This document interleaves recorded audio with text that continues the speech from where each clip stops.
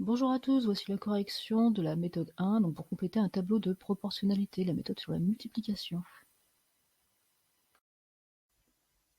Alors dans cette première méthode, je vais vous demander de savoir si ce tableau était un tableau de proportionnalité ou pas. Pour cela, je vous disais bien de prendre le chiffre du bas d'une colonne et le diviser par le chiffre du haut, et si on trouve le même résultat à chaque fois, c'est que le tableau est un tableau de proportionnalité.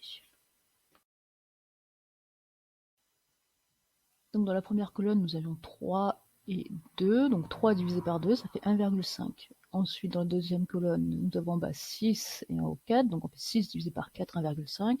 Si je continue, 12 divisé par 8, ça fait aussi 1,5, et 36 divisé par 24, ça fait aussi 1,5.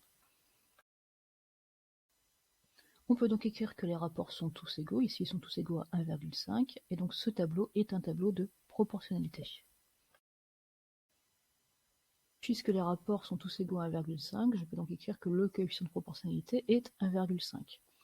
Et en plus, je peux aller compléter la case en haut à gauche dans le tableau, donc le rond où j'écris fois 1,5, ce qui signifie que pour passer de la ligne du haut à la ligne du bas, on va multiplier par 1,5.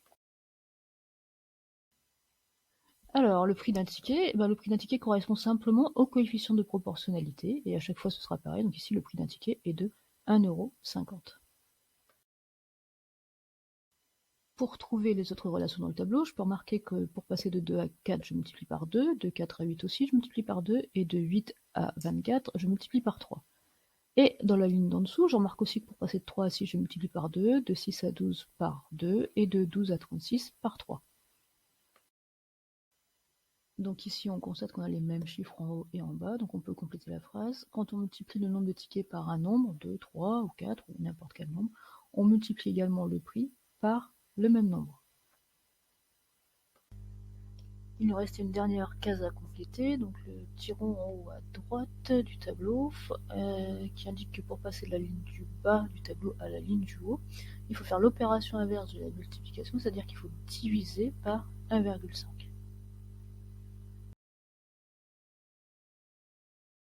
Donc si on essaye de compléter ce tableau de proportionnalité en utilisant la méthode de la multiplication, on peut remarquer que pour passer de 1 à 3, il faut simplement multiplier par 3.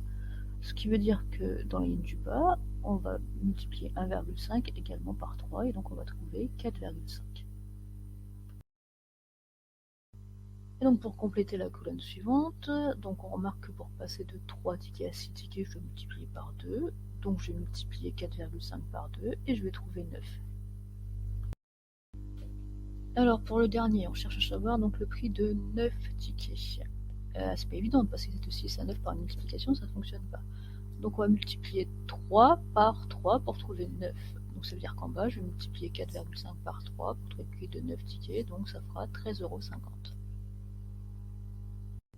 Voilà, j'espère que vous avez tous bien compris et que vous avez corrigé sur votre feuille. Et on se revoit tout de suite pour la deuxième méthode, la méthode de l'addition et de la soustraction.